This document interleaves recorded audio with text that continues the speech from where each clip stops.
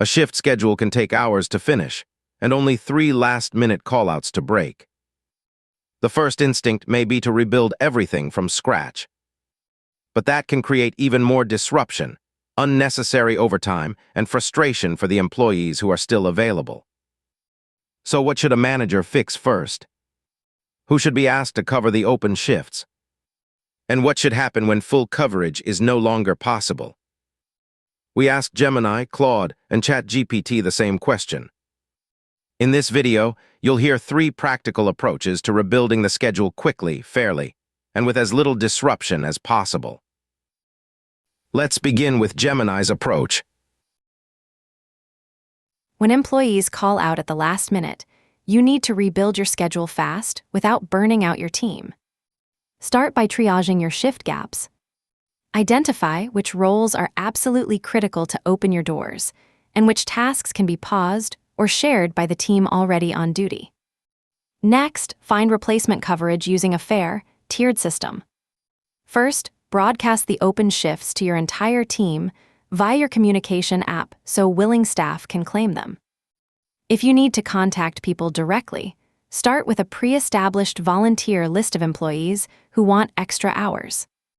Next, reach out to part-time staff looking for hours. Always check your rotation log to ensure you are not repeatedly bothering the same employees. This process keeps things fair and helps limit unnecessary overtime costs. To reduce disruption, incentivize the short-notice shift. Offer a small bonus, a free meal, or future scheduling priority to show appreciation. If you have cross-trained staff in slower departments, move them over to support the struggling area. Finally, if full coverage is impossible, you must adapt. Adjust your operational goals for the day and narrow your focus strictly to core customer needs. If a critical gap remains, a manager must be ready to step in and fill the role temporarily. Managing expectations with your remaining team and staying positive will keep morale high until the crisis passes. Next, here is Claude's approach. When last minute hit, the first move is to assess exactly what's uncovered, not react on instinct. Look at which shifts, roles, and time windows are actually affected, and how critical each one is. Some gaps need a full replacement, others just need leaner coverage for a few hours. Before calling anyone new, check your existing schedule. Someone already working might extend their shift or shift their hours slightly to close the gap, or 2 partial shifts might combine into one. This is the least disruptive fix, since nobody has to come in on their day off. If that's not enough, reach out using a system rather than instinct. Prioritize people based on their availability, rotate fairly so the same employees aren't always the ones called in. Only contact those qualified for the role, and watch overtime limits before offering the shift. When you do reach out, send one clear message with the exact shift, hours, and any incentive, and set a short deadline so you're not left waiting. If nobody responds, move through your backup options in order, starting with the least disruptive and most cost-effective, and only reducing coverage as a last resort. Once the shift is filled, update the master schedule immediately and notify everyone affected, not just the person covering. Finally, take a moment to record what happened. Patterns in reveal deeper staffing issues, and tracking who covered helps keep future rotations fair.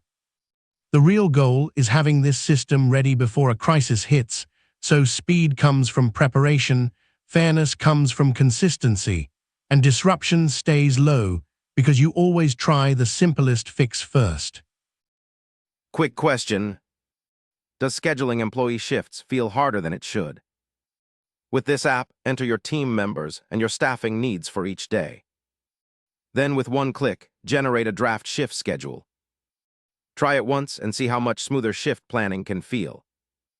Learn more from the link in this channel's About section. And finally, here is ChatGPT's approach. First, confirm exactly which shifts are uncovered at what times and which duties those 3 employees were assigned. Do not rebuild the entire schedule before you know the real gaps.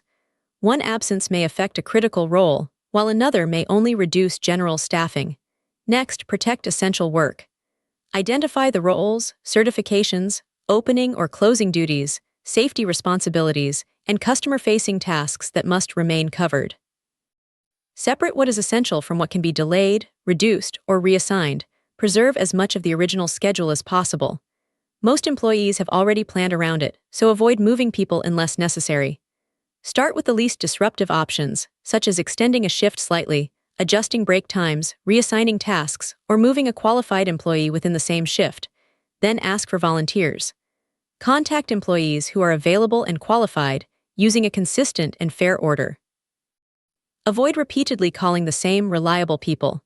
Consider recent overtime, previous emergency coverage, seniority rules, availability, and any workplace agreements. Before confirming changes, check that each replacement has the required skills and certifications. Also verify rest periods, maximum working hours, overtime costs, and any legal or company limits. Once the revised plan is ready, send one clear schedule to everyone. State what changed when it takes effect, and who is responsible for each essential role. Avoid sending several conflicting versions. If full coverage is still impossible, adapt operations. Reduce lower priority services, delay non-essential work, combine tasks, shorten operating hours if necessary, and inform customers or other teams early. The goal is not a perfect schedule. It is a safe, fair, workable schedule with the smallest possible disruption. Taken together, the 3 answers emphasize the same basic sequence. Identify the most critical coverage gaps, preserve as much of the original schedule as possible, ask qualified and available employees through a fair process, and communicate every change clearly. When full coverage is impossible, the answers also focused on protecting essential operations and preparing a clear fallback plan. How do you handle last-minute callouts in your workplace? Share your usual process, an approach that has worked, or a lesson you have learned in the comments. Your experience may help other managers and shift planners facing the same problem. Thank you for watching.